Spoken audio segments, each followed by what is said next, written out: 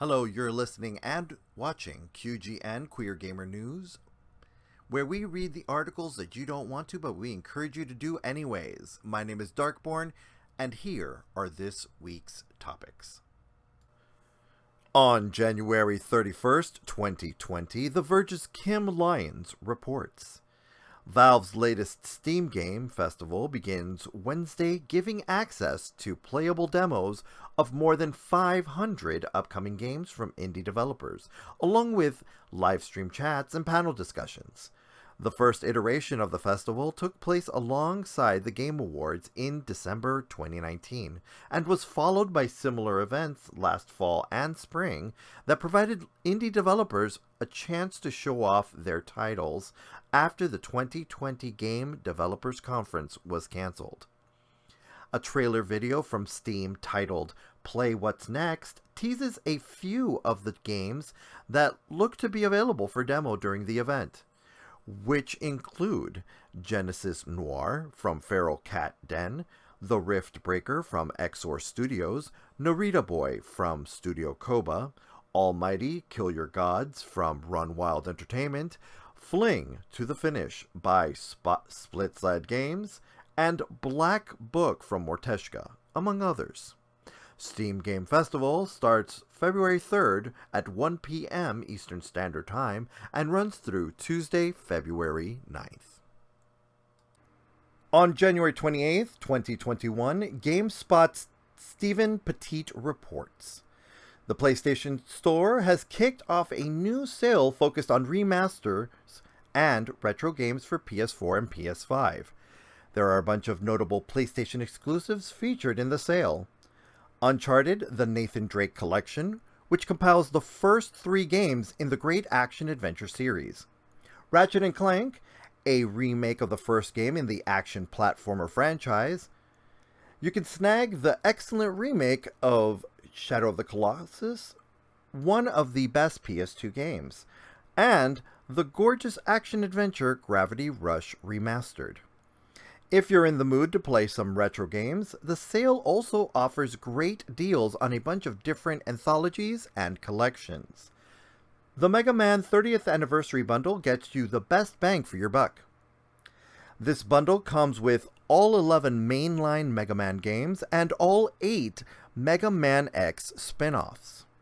Other notable collections on the sale include Castlevania Anniversary Collection, Contra Anniversary Collection, as well as Metal Slug Anthology.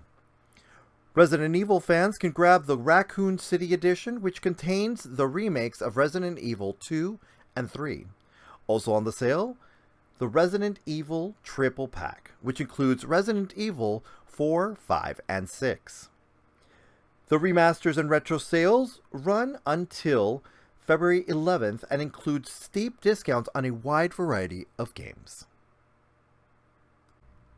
On January 29th, 2021, PCGamer's Natalie Clayton reports, German owners of Left 4 Dead 2 can now download a free DLC upgrading their copy to the blood-soaked, uncut international release, following a re-evaluation from national authorities.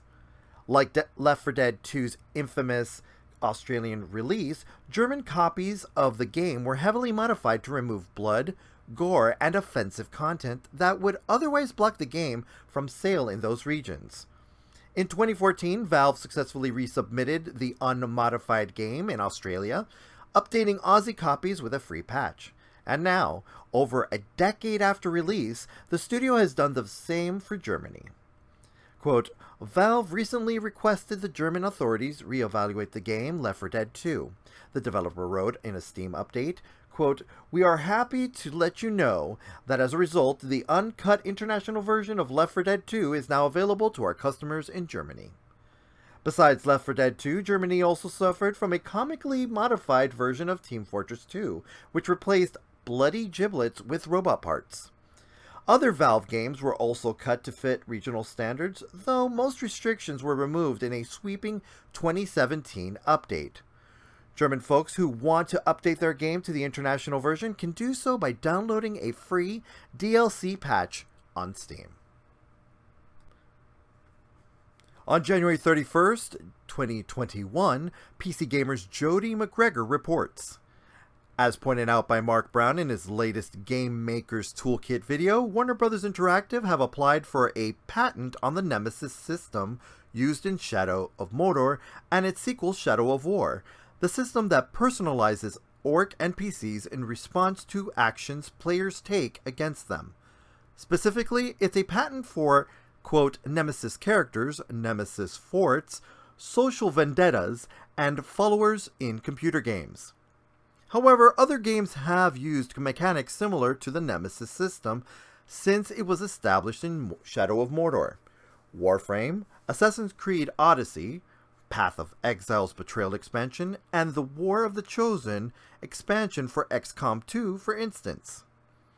Perhaps that's because the Nemesis patent is currently listed as pending, though a look at the timeline of legal events shows that after being rejected in 2019, it was re-examined in 2020 and then progressed to the Notice of Allowance stage, meaning that if the paperwork and fees are filed in time, a final patent will be issued.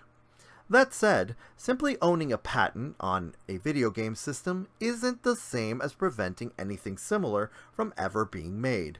EA's patent on the BioWare dialogue wheel, granted in late 2011, didn't shut down Deus Ex Mankind Divided or Fallout 4.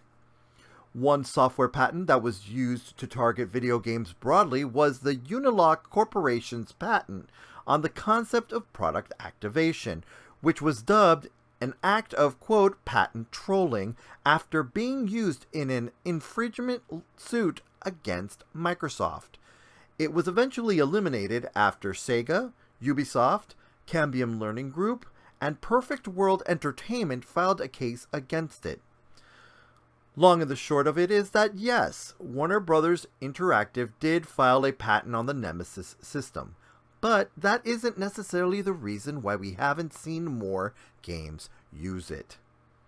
If you're confused because you didn't think video game mechanics could be patented, you're actually thinking of copyright. I am so excited to talk about this, and I think you all know why. Yes, Apex Legends has done it again! So for their new season, Apex launched a new legend, Fuse. And on January 29th, 2021, Respawn Entertainment writers have confirmed that Walter Fuse Fitzroy is pansexual. Remember when I said last week how it is important to have proper representation in gaming? Well, this is how it should be done. We should not be an afterthought. It should always be like this. Hey, here's an amazing character, and yeah, they just happen to be LGBTQIA+. Gaming industry and community take note. We are part of the real world, so expect us to be in gaming as well. You do not get to decide our existence or validity. We too can be cool, playable characters and not just a sassy sidekick or the main villain. This ends our newscast. Thank you for joining us. I'm Darkborne, and we'll catch you next time. And if you like what you just watched, stay tuned every Monday, Thursday, and Saturday for our regularly scheduled content. Mondays is Dungeons & Dumbasses Flights of the Legacy, an MTG, D&D crossover homebrew campaign. Thursdays, Divinity Original Cheese 2, where we play Divinity Original Sin 2. And Saturdays, Random Gaming. It could be any random game. We're just there to have fun. Thanks so much for watching. Make sure to like, share, subscribe, and hit that bell to get notifications every time we go live. Look forward to seeing you soon.